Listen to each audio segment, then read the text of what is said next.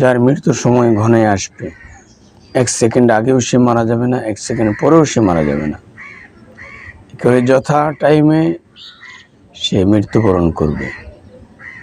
এই জন্য সম্মানিত শ্রোতামণ্ডলী, আমরা পৃথিবীর যেই টাইমটাতে রয়েছি, এই টাইমটা অত্যন্ত মূল্যবান। এই সময়ের উপরে আমার পরকালীন জীবন নির্ভর করবে, যে আমি দুনিয়াবী জীবনে কতটুকু পরকালের জন্য আমি রেডি করতে পারলাম। এটা হলো সবচেয়ে বিবেচ্য বিষয়। আল্লাহ তাআলা বলেছেন যে আল্লাযী খালাকাল মাউতা ওয়াল হায়াতা লিয়াবলুয়াকুম আইয়ুকুম আহসানু আমালা, যে আমি তো মানুষকে মৌত এবং হায়াত এই কারণে দিয়েছি যেন আমি তার কাছ থেকে পরীক্ষা নিতে পারি। লিয়াবলুয়াকুম আইয়ুকুম আহসানু আমালা, যে সে কতটুকু ভালো কাজ করেছে পৃথিবীতে। যেন সম্মানিত শ্রোতামণ্ডলী, আমাদের সময় অত্যন্ত স্বল্প। যে কোনো সময় আমাদেরকে আজরাইল আলাইহিস সালাম এসে গ্রেপ্তার করবেন। প্রত্যেকটা মুহূর্তে আজরাইল আলাইহিস সালাম ডিউটিরত রয়েছেন। কত মানুষ প্রত্যেক মুহূর্তে পৃথিবী থেকে একেবারে চিরতরে পরকালের বাসিন্দা হয়ে যাচ্ছে। যে কোনো সময় আমার জন্য গ্রেপ্তারি পরোয়ানা জারি হয়ে যাবে। এই জন্য আমার সময়টুকুকে অত্যন্ত গুরুত্বের সহিত বিবেচনা করে কাজে লাগানো উচিত। রাসূলুল্লাহ সাল্লাল্লাহু আলাইহি ওয়াসাল্লাম পবিত্র জবান মুবারকে অত্যন্ত সুন্দর কথা বলেছেন। প্রাণের নবীজির কাছে একজন সাহাবী, গ্রামের একজন বেদুইন সাহাবী এসে নবীজির কাছে বললেন,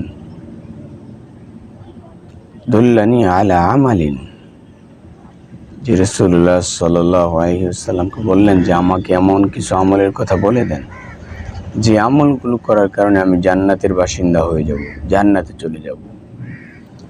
রাসূলুল্লাহ সাল্লাল্লাহু আলাইহি ওয়াসাল্লাম এই গ্রামের বেদুইন সাহাবীকে বলে দিলেন যে শোনো, তুমি প্রথম আল্লাহ তাআলার প্রতি ঈমান, লা ইলাহা ইল্লাল্লাহ মুহাম্মাদুর রাসূলুল্লাহ, আশহাদু আল্লা ইলাহা ইল্লাল্লাহ ওয়া আশহাদু আন্না মুহাম্মাদান আবদুহু ওয়া রাসূলুহু, এই ঘোষণা তুমি তোমার আত্মিকভাবে দিয়ে নিবে। আর সেকেন্ড অপশন, তুমি দিবারাত্রিতে 5 ওয়াক্ত নামাজ, ফরজ নামাজগুলো আদায় করবে। তৃতীয়ত, পবিত্র রমজান মাসে রোজা রাখবে। এই 3টা কাজ করবে আর তুমি জান্নাতে চলে যাবে। সুবহানাল্লাহ। প্রাণের নবীজির এই সাহাবী রাসূলুল্লাহ সাল্লাল্লাহু আলাইহি ওয়াসাল্লামকে বললেন যে নবীজি আপনার হাত মোবারক প্রসারিত করুন। প্রাণের নবীজি হাত মোবারক প্রসারিত করলেন, হাত বাড়িয়ে দিলেন। এই সাহাবী প্রাণের নবীজির হাতের উপরে হাত রেখে বললেন, আল্লাহু লা ইয়াজিদু ওয়া লা ইয়ানকুসু, যে আল্লাহ, আপনার নামের শপথ করে বলছি যে আমি নবীজি যা বলেছেন এর চেয়ে আমি কমও আমল করব না, বেশিও আমল করব না। নবীজি যা বলেছেন আমি হুবহু তাই আমল করব। এই ওয়াদা, এই প্রতিশ্রুতিবদ্ধ হয়ে এই সাহাবী ব্যাক করে গ্রামের দিকে চলে যাচ্ছেন। রাসূলুল্লাহ সাল্লাল্লাহু আলাইহি ওয়াসাল্লাম উপস্থিত সাহাবায়ে কেরামকে বললেন যে তোমরা কি জান্নাতি মানুষ দেখতে চাও? যদি জান্নাতি মানুষ দেখতে চাও তাহলে এই ব্যক্তিটাকে দেখে নাও। সুবহানাল্লাহ।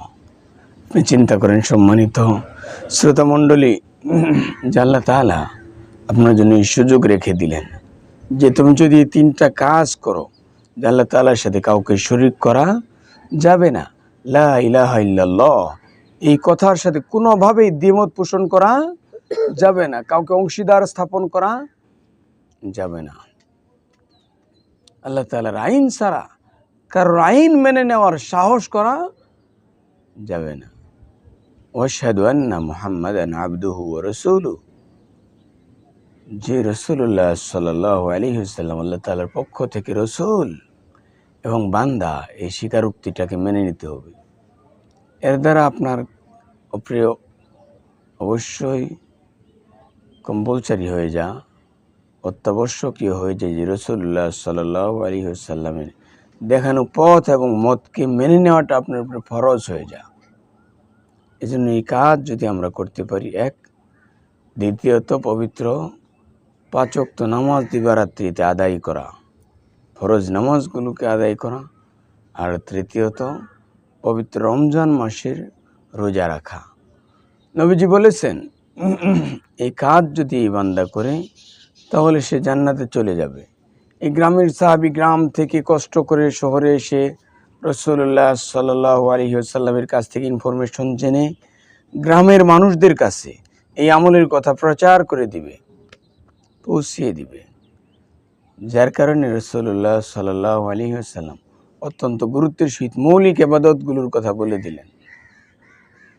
আর এই সাহাবীও চলে গেলেন, নবীজির হাতে হাত রেখে ওয়াদাবদ্ধ হয়ে চলে গেলেন। নবীজি উপস্থিত সাহাবায়ে কেরামকে বলে দিলেন, তোমরা যদি জান্নাতি মানুষ দেখতে চাও এই ব্যক্তিটাকে দেখে নাও। তার মানে এই কাজগুলো কোনো ব্যক্তি করার সাথে সাথে সে জান্নাতে চলে যাবে।